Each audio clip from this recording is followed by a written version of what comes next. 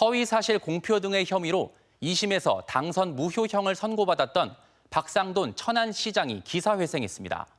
대법원에서 부분 파기환송 결정이 내려지면서 일단은 시장직을 유지하게 된 건데요. 그러나 공무원 지위를 이용한 선거운동 혐의는 대법원도 인정한 만큼 자녀 임기를 채울 수 있을지는 불투명합니다. 고병권 기자가 보도합니다.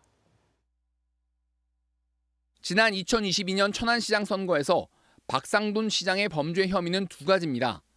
선거 홍보 영상물을 제작하고 올리는 등 공무원 지위를 이용한 선거 기획과 선거운동, 그리고 홍보 책자물에 천안시 고용률과 실업률을 게시하며 인구 50만 이상 대도시 기준을 누락한 허위사실 공표 혐의입니다. 대전 고등법원은 두 가지 혐의 모두 유죄로 보고 징역 1년에 집행유예 2년을 선고했지만 대법원의 판단은 조금 달랐습니다. 허위사실 공표 혐의와 관련해 박 시장은 기준 누락 사실을 알지 못했다며 2심에서 인정한 고의성이 없다고 본 겁니다. 대법원은 그러나 공무원 지위를 이용한 선거운동에 대한 판단은 문제가 없다고 밝혔습니다. 다만 두 혐의를 합해 2심이 내려진 만큼 원심을 파기하고 대전 고법으로 돌려보냈습니다. 박 시장은 일단 시장직을 유지하게 됐고 다시 2심부터 공무원 지위를 이용한 선거운동에 대한 유무죄와 형량을 다툴 전망입니다. 최종적으로 확정 판결이 날 때까지는 저는 시민들과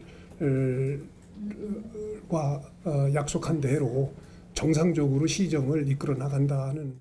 함께 기소된 시청 공무원 등 다른 피고인들에 대해서는 관련 혐의가 각각 인정돼 유죄가 확정됐습니다. 특히 공무원 지위 선거운동 등의 혐의를 받던 피고인 3명이 모두 징역형의 집행유예가 확정된 점은 향후 재판 과정에서 박 시장에게는 큰 압박이 될 전망입니다.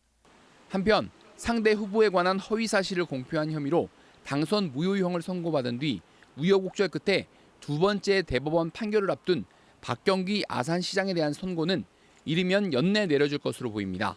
MBC 뉴스 고병권입니다.